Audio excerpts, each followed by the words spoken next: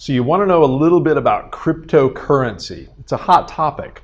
So what is cryptocurrency?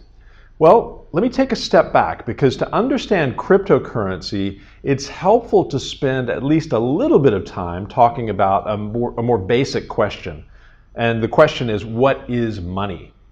Now, a simple working definition of money is this. Money acts as three things at the same time.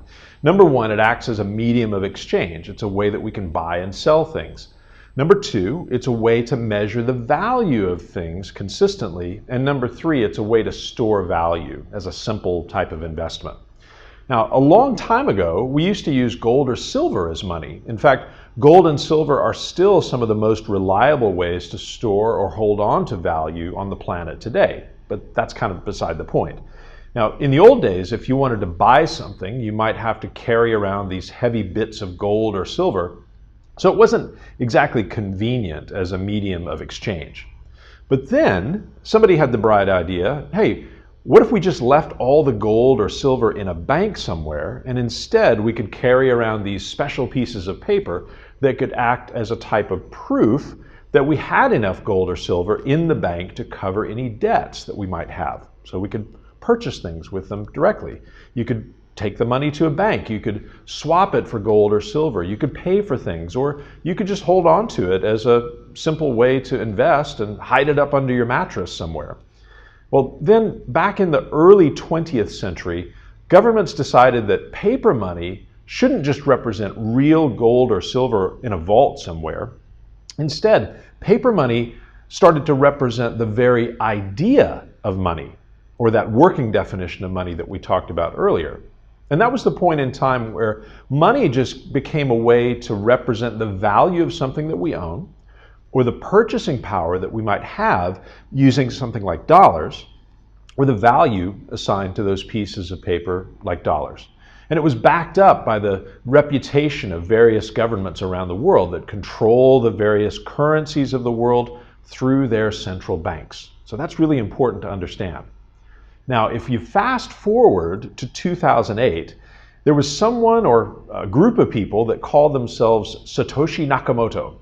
And they took the idea of money essentially to another level. And they essentially asked the question, why do we need to have these governments and central banks in the middle of what we call money? Now, it's important to remember too that this was when the global financial crisis was at its height, and the world's economies were roiling and trust levels with institutions were extremely low. So Satoshi Nakamoto introduced the idea of Bitcoin, a form of digital money that uses electronic units of value, like an individual Bitcoin, to facilitate the exchange of value as a way to measure the value of things, goods, services, property, and as a way to store value. Now, Bitcoin and other cryptocurrencies are not really great right now at any of these functions of money because they're not widely used. They're not as widely used as currencies. But that could change. Like our idea of money today, cryptocurrencies extend the representation of value to the digital rather than paper money. Now, in a way, we've already been operating this way for a long time.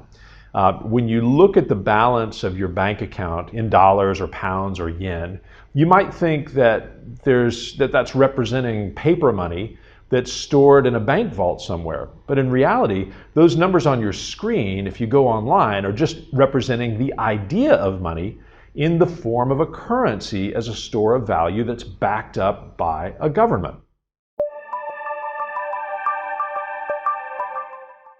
How does cryptocurrency work in this way? So the term cryptocurrency comes from the underlying cryptography that supports the way that cryptocurrencies are stored, exchanged, and protected in what is called a digital wallet. So your digital wallet is where you personally store, protect, spend, and receive cryptocurrency. And this is all thanks to encryption, specifically your own very important encryption key. That's the only thing that can be used to open your digital wallet.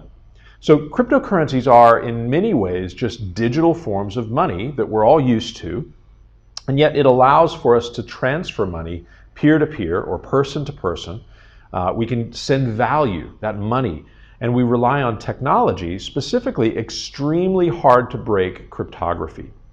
So how is a cryptocurrency any different from what we have today when we transfer money from one person to another? Well, for one thing, with a cryptocurrency, there's not a bank or credit card company that gets in the middle of that transfer to help handle or facilitate the payment. When we do choose to transfer money using a bank or a credit card company today, one of the reasons we make that choice is to have some level of security and trust. So we pay a transaction fee to the bank or the credit card company for the assurance that that exchange of value is legitimate and it's safe. Well, when we use a cryptocurrency, trust is achieved not by using a bank or a credit card company as an intermediary. It's achieved through the use of the highest levels of cryptography, through widespread collaboration, and some very clever computer code using something called a blockchain. Now, blockchain is the underlying technology that supports most cryptocurrencies. It's a system of trust that supports cryptocurrencies. And there's much more to say about blockchain, but let's keep our focus on cryptocurrencies just for the moment. So when you send and receive value, let's just call that money for simplicity's sake, and you do that via a cryptocurrency, that transaction is recorded in a global public ledger simultaneously across millions of copies of that global public ledger in millions of locations around the world. And this is essentially that network of trust that I referred to. It works to validate the transaction that the two parties to the payment are engaged in. So instead of a bank or a credit card company validating all of the steps in the transaction between me and a merchant or me and another person, this global trust network does that for me at either no cost or at a fraction of the cost of what a bank or a credit card company would charge. So what are the opportunities that exist today with cryptocurrencies? Well, central banks and the financial services industry are the most likely areas to be disrupted if cryptocurrencies take off in a big way, and it looks like they will. When buying and selling can be done peer-to-peer, instant transactions between people and people, people and merchants, or merchants and other merchants, all become faster, easier, cheaper, and safer. Now think about the last time you bought something at a coffee shop, maybe a convenience store or a fast food outlet. You might have tapped your credit card on a card reader and thought, well, that's all there was to the transaction. Done. Well, what was actually going on behind the scenes was that a bunch of back and forth messages between different companies were happening. Some of them were using 40-year-old technology to validate and facilitate your transaction. And a full 3 days later, a settlement occurred between the credit card company and or your bank and the merchant that you bought your coffee, candy bar, or burger from. Now, if that transaction had been done using a cryptocurrency, there would be no 3-day delay because the payment and the settlement are essentially the same activity, and there's nobody in between except that global trust network doing an instant validation. And by the way, this is all being done in a much more secure way using a cryptocurrency compared to those companies with their old technology and what they're providing today. So, in summary, cryptocurrency has the potential to completely disrupt the financial services industry.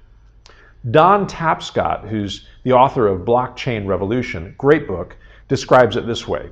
If you think about where the World Wide Web was, say in 1994, that's kind of where we are now with cryptocurrencies and the underlying blockchain technology.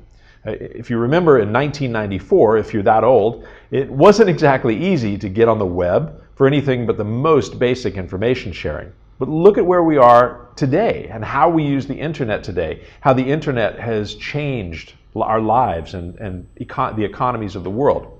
That's the type of trajectory we're on with cryptocurrencies and blockchain.